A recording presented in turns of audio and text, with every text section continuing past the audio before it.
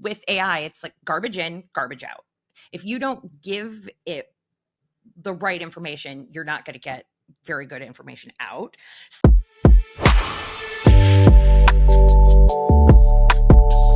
Hey everyone, my name's Kyle Wallgren, and yes, this is another episode of the Business of Education. Today's guest is Erin Maher-Moran, a true pioneer in higher education technology. Erin is the IT manager for the classroom technology at Johns Hopkins University, where she leads a team to keep the classroom running seamlessly with cutting-edge AV systems.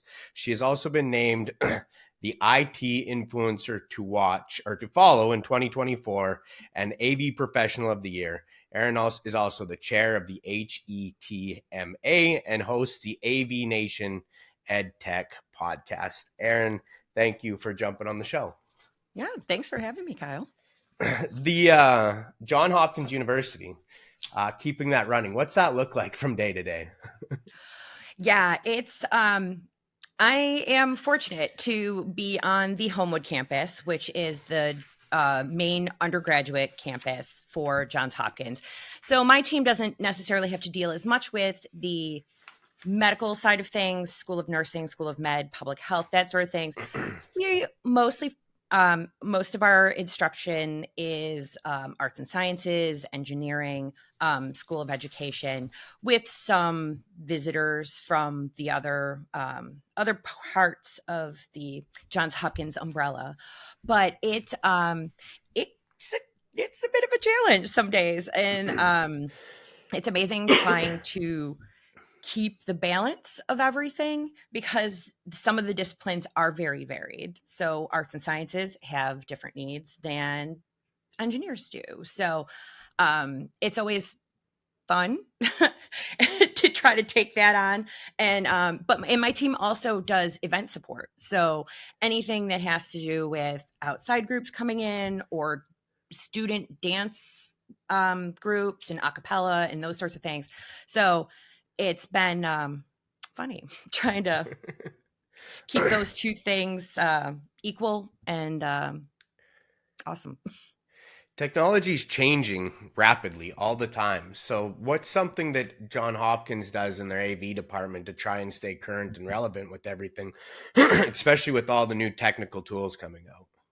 Yeah. So it's hard to keep the balance because we do have the faculty members who are like, I want to use the chalkboards.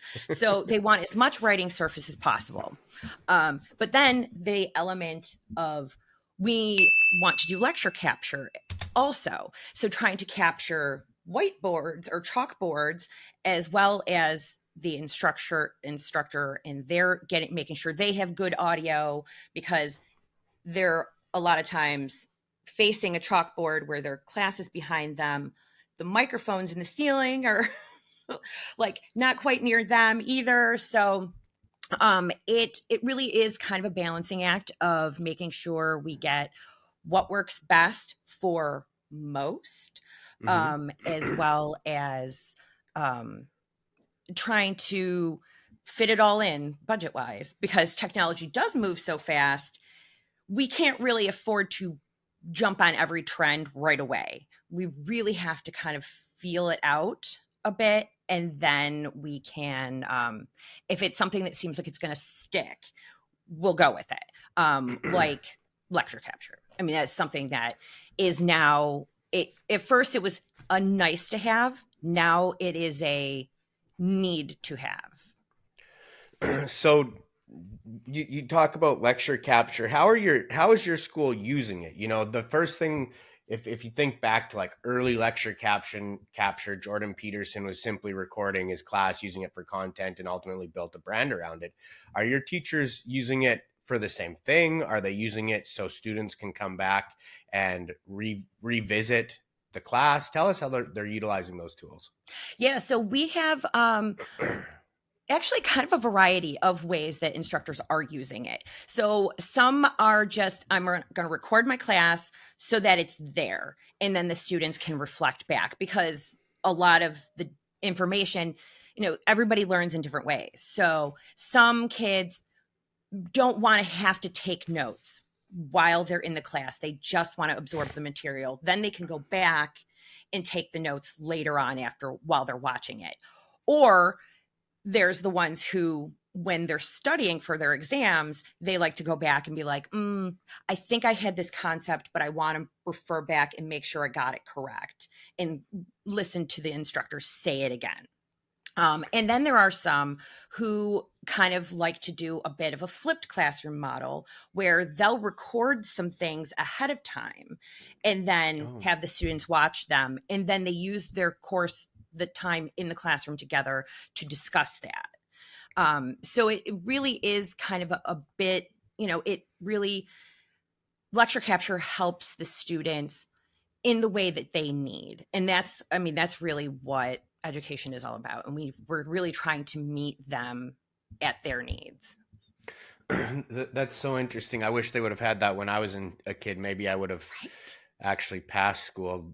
Note taking wasn't my specialty for sure. So, and I don't know if it was because I wanted to pay attention or if I just really wanted to goof around. The verdict is out on that. But the idea of that seems very helpful. We all have different learning styles. So, I mean, it's hard. You can't really cater to every single student's needs, but if we can try to hit most of the types of learners out there, it's all the better. So as things progress in technology, AI has obviously become something very trending. This, over the last, I'm going to say 2 or 3 years, it's really, really became mainstream. Is there ways that you guys are utilizing AI to help in lecture capture, or maybe, other ways that they're using it in the classroom to advance their teaching opportunities? Yeah. So a lot of our camera systems currently, we have turned off the auto tracking and framing type things. But that is one of the more popular ways of, at least from an AV perspective, of using AI in a classroom. But now, and there's always the big discussion. It's like, is it really AI or is it just fancy programming? There's an argument that can be made for both sides, but I think we're now starting to get past the point where instructors are afraid of it, and they're now, I think, starting to understand more how it can be used in a classroom, and it's not just a student's using it to cheat because they want to write their papers or whatever. Because it really is a skill that people are going to need in the future. Prompting, like learning how to do a really well-crafted prompt and because with AI, it's like garbage in, garbage out. Mm-hmm. If you don't give it the right information, you're not going to get very good information out. So being able to learn how to craft a really good prompt and get out what you need, it's not necessarily to get the full information from it. It's more feeding it and writing it in a way that people are going to understand. And I think that's one of the ways that I tend to use GPT type models, because I will write things and then put it into one of those type programs and be like, okay, please craft this in a way that can be understood by 16-year-olds. So basically, a lot of times I think of my son. I'm like, let me write this in a way that he would understand. Right. And it blows me away how it will write something that it's exactly the message I wanted to get across, but that's just not how my brain works. So it helped me in that way. But I don't think of that as like cheating. It's just using another tool to get the answer that's needed. It's just kind of like calculators. Back in the day, you had to do everything by hand because you didn't have a calculator in your pocket. Well, now we all have calculators in our pocket. But if I use one, it's not like somebody isn't like, oh, you're cheating because you used that tool to get that answer. It's like, no, it's expected now. So it's kind of like, now we're trying to get to that point with AI that deemed as just another tool to use. I really And started experiencing that the other day. I was trying to run a report on reading tools that schools are using across the United States. And I was like, oh, this will spit it out. I was trying to save $3,000 from buying a report. So I was like, this is the information I'm looking for. Give it to me for all 50 states. And it literally came back with a prompt like, this is beyond our bandwidth. And I pay for GPT. So like I had the top model. And I had to go in and literally do state by state, feed it the prompts that I wanted to do. And it made me work the whole problem out. It just wouldn't give me the solution, which, right. you know, it was frustrating and refreshing. You know what I mean? I thought I had an easy win, but I had to still literally go in. I didn't have to do all the research independently of each state. It did help me with all that, but I had to go in and feed it the proper prompts. So that is very true. And I have experienced that in real time. Absolutely. Do you? Well, oh, sorry. And I also think that instructors can use it for their benefit, to help them. Maybe not, you can't customize currently for every student in their learning types, but if you have some students that have particular needs that you're like, oh, they're much more of a visual learner. Mm-hmm. How can I translate my course content into something that they would understand more? And I think that would, it saves the instructor time, but also makes the experience so much more valuable for the students. Yeah, no, I agree with that 100%. My foundation company is in early education, and that's the place that we live in, is like, how do we customize learning module or learning opportunities for the individual student around reading? Yeah. Just because like you said earlier, everybody learns a little bit differently. So how can we adapt for that so they can stay engaged? You know, with technology, as fast as it grows, we have 100 different things to look at, all at the same time. So how do we make sure that we can keep these kids engaged so they continue to expand and grow and be of value to society? You're a leader at the HETMA. For those who don't know what that is, because to be honest with you, I had to look it up myself. Tell us about it, and No, absolutely. So HETMA, as we tend to call it, it's a bit easier and shorter, is the Higher Education Technology Managers Alliance. So it is a all volunteer organization made up of people who have a job like me, who work in the AV department at their university or college. And it's really become this amazing community of people, because we previously, it's an odd job. Like a lot of people, it's not a career that people think of when they're a kid. They're like, I'm going to grow up and be an AV specialist or whatever. So it's fun to get others together that also have that same job, and they understand, because most of our families don't know what we do. They're like, oh, you're like my geek squad or something. Like, you're like, oh, the TV doesn't work, so you fix that. Like, you can help me with that. So it's nice to talk to, have a community of people that like, they get it. They have, and it amazes me that like, I work for a large private university that is so research heavy. And then there's community colleges and D1 schools, D3 schools, like all these schools across the country. And even like we have international members. We have very similar pain points. And so instead of reinventing the wheel all over again every time, we are like, oh, we're doing this. What are you guys doing? And then we all share our ideas or experiences with things. If a piece of equipment comes out, like, hey, what is that? How has that worked for you? So that's been really great. And so we've taken some of these ideas that are part, of things that we have in common. And so we were like, all right, well, we created some initiatives around them. So we have the HETMA approved program, which is manufacturers will pay a small fee to have at least 5 to 10 members evaluate their product in a higher ed space. And it's, they follow a rubric and they're like, does this, does it say what it's supposed, does it do what it's supposed to do? Does it work how it's supposed to work? Does this work in a higher ed space? Is there an application for it? Because there is some equipment out there that's really great, might not really work in the spaces how we need them to work.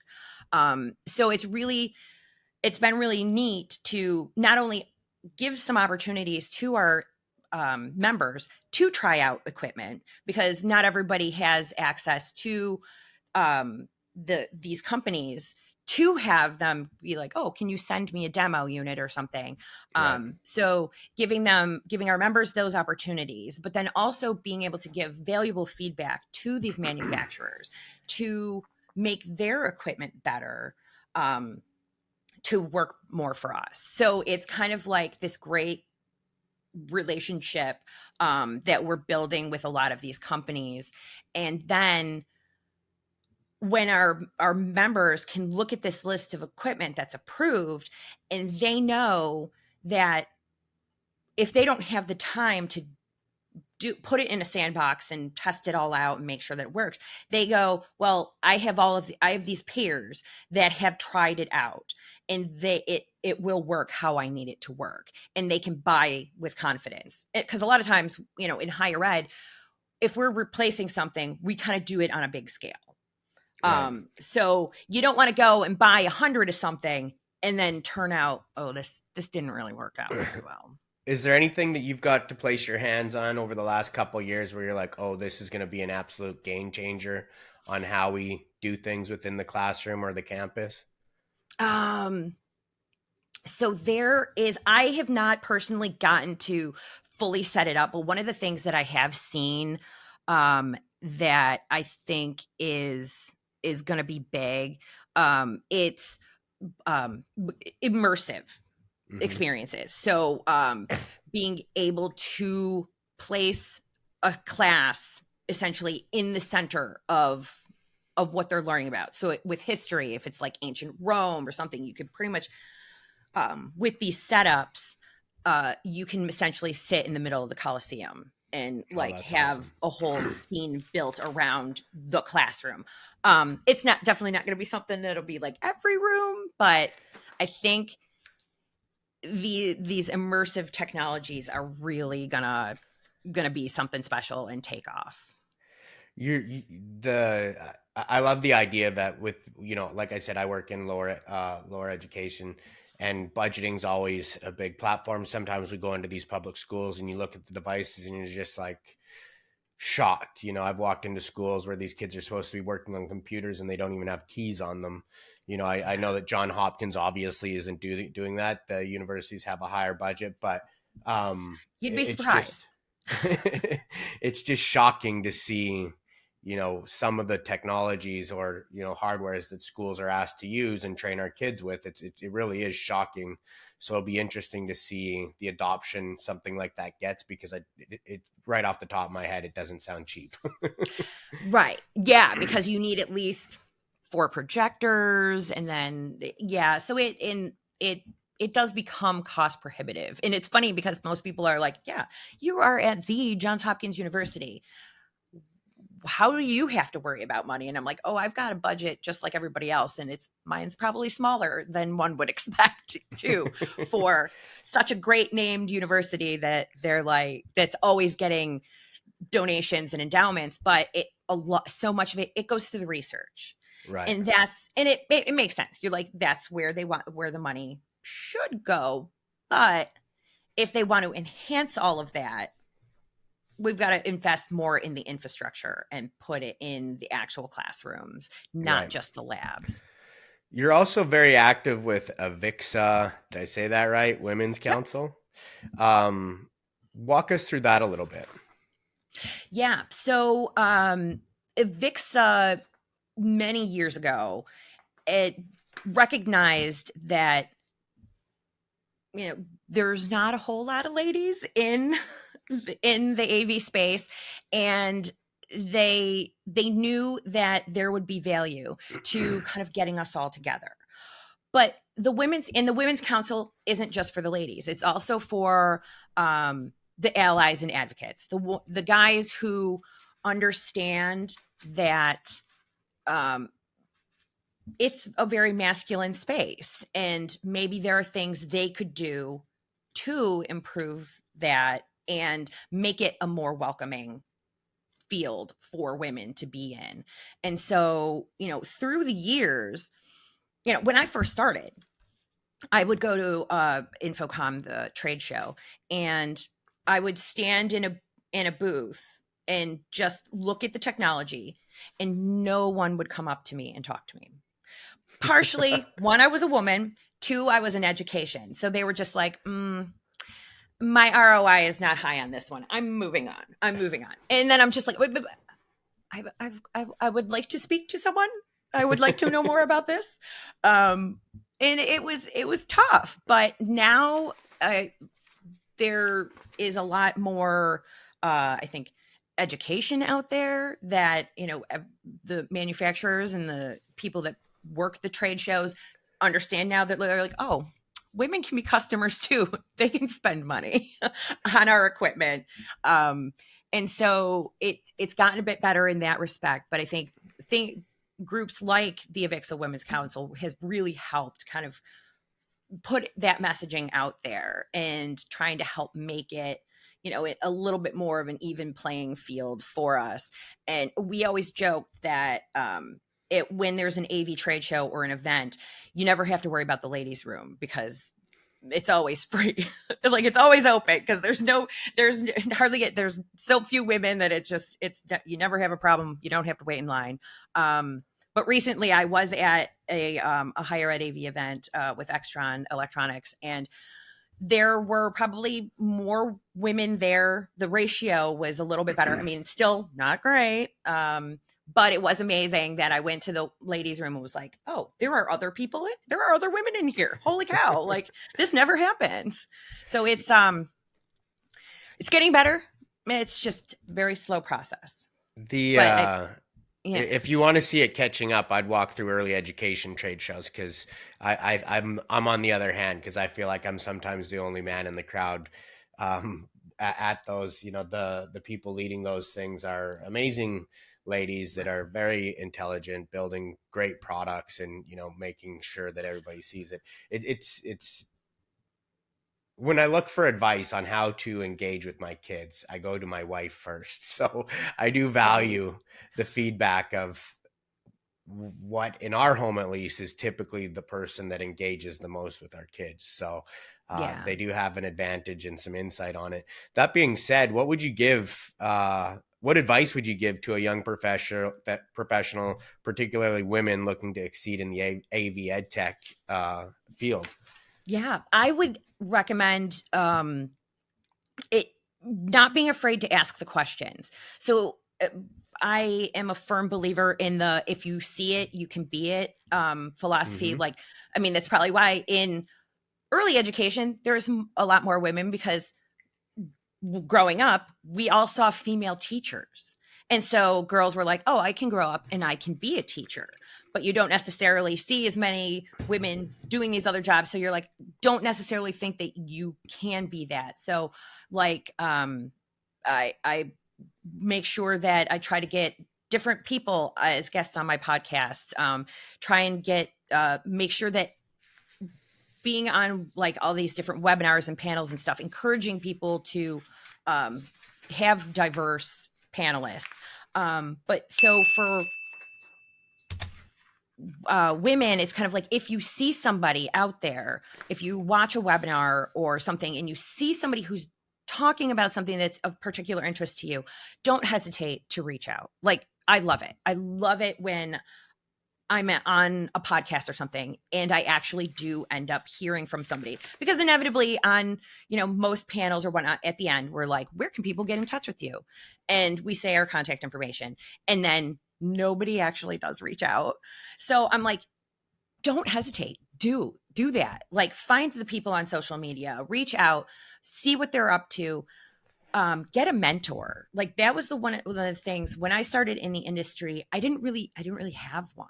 And then I met some and it doesn't even have to be a female, and like just find someone in the industry who knows where they're going and what they're doing. And like I feel like my career really took off when I started being involved with HETMA and met Joe Way and BC Hatchett and a lot of the people who are board members or steering committee members from there.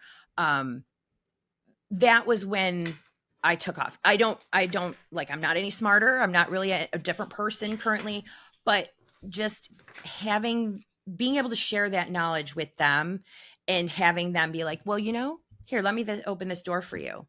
And now I'm in a spot where I can open doors for others. So I want to, I don't know, like we're the AV industry, people tend to be a little more introverted. So I don't necessarily, like, some people I will be like, hey, come here. let's get you out here a little bit more. Let's introduce you around. But a lot of times I won't necessarily do that unless I know someone's they want that. So, right. So I'm like, let me know, say, or anybody else in the industry, like that you see, like, be like, hey, can you introduce me around? Do you have ideas? What are you, like, I love talking to people. Like I love sharing my knowledge and whatnot. And so others have helped me. I want to, now's my turn. So like, don't hesitate to ask. Usually we like to end the show with that topic specifically, but since you brought it up, I'll dive into it right now.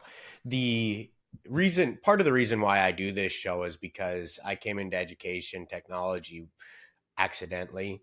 And like you said, mentoring is the fastest and best way to learn. And that was how I've built all my businesses in my life. So I wanted to be able to learn from people like yourself about certain things going on, to be able to keep up what's going on with education. But it also allows me to keep thinking about my products that we're building from a different angle or a different light. So I do this podcast, one, for a selfish reason, because I'm a knowledge junkie and I want to learn things. But I also want to show people in the education industry other great leaders and minds that they should reach out to and should follow. So networking is one of the primary concepts behind the business of education. How have you used your network to advance your career? And what are some things that some more great advice that you would give around networking for maybe somebody younger, just getting into the space, a little more timid, to use their network to grow the opportunities that they're looking to grow? Yeah, I would say that, take advantage of the connections. If you don't know somebody, but you want to meet them, ask for introductions. I think that was one of the things that hindered me a little bit earlier on in my career, because I was afraid to ask. And I'd see people and I'm like, how did those people get to that point? Like, I want to be one of those people. And so eventually I figured out that I was like, if I just ask somebody, they'll introduce me. Then I'll know. And then, when I found out that I was one of EdTech's 30 IT influencers to follow, I was like, who, me? I am now one of those people. I am one of those people that was like, how do I become one of those people? So like, yeah, just ask for the introduction, start building those relationships. Don't be afraid.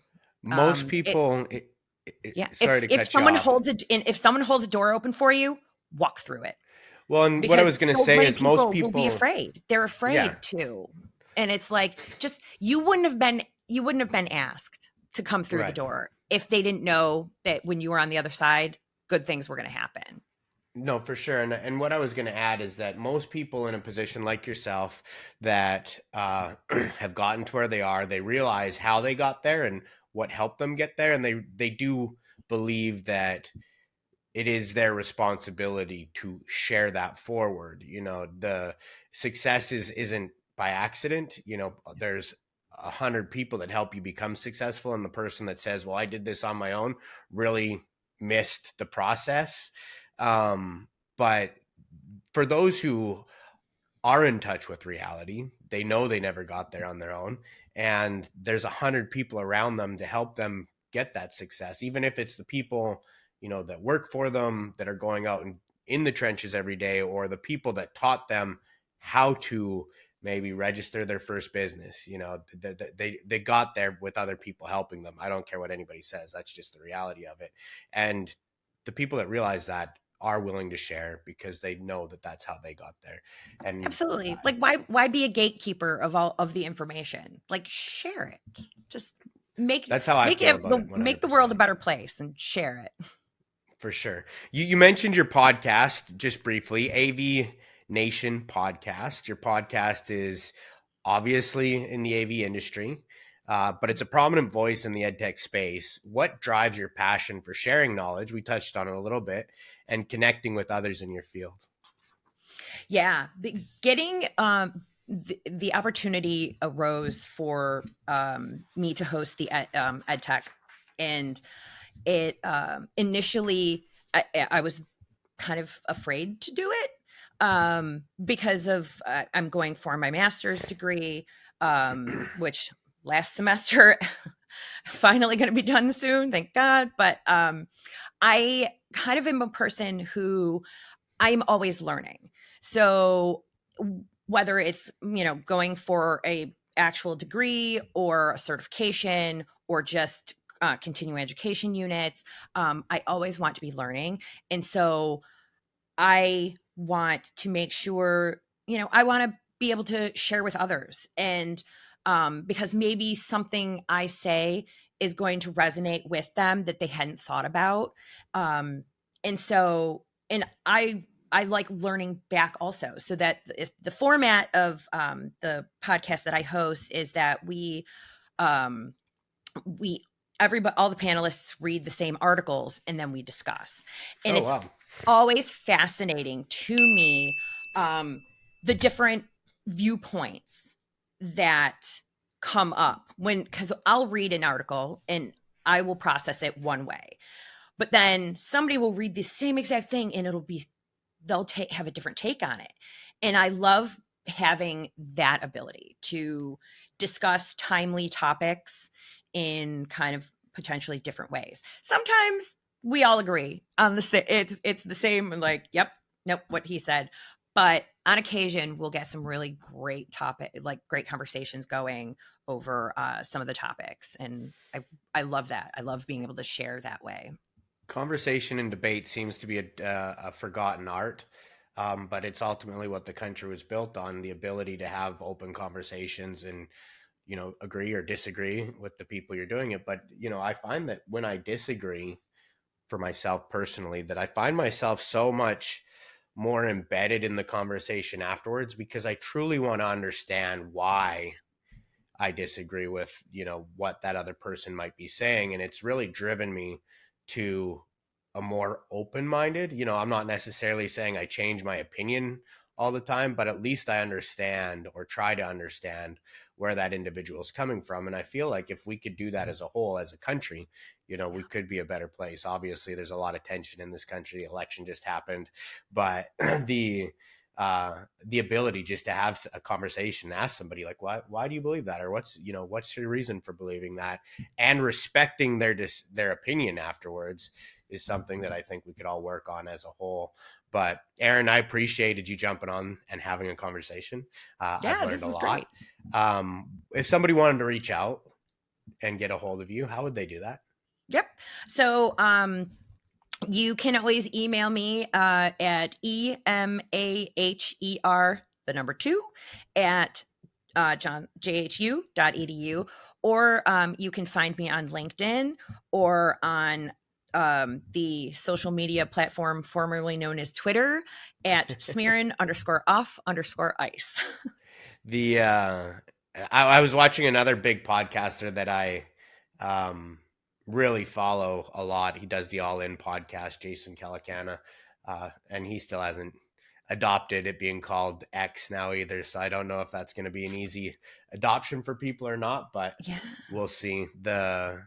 I feel like it's the funniest platform on the internet. I get a kick out of it every day. But Yeah. we will share your information in the data below on the podcast, and we'll make sure that people can reach out to you. We'll also share the how to find your podcast. But for those listening, how do they find your podcast?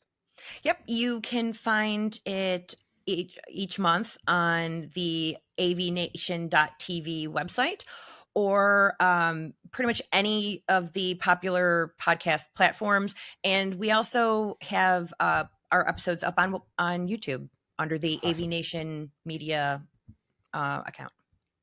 Well, Erin, it's been a pleasure having you on the show, and I look forward to talking with you again in the future. Right. Thank you, Have a Kyle. good day. It was great.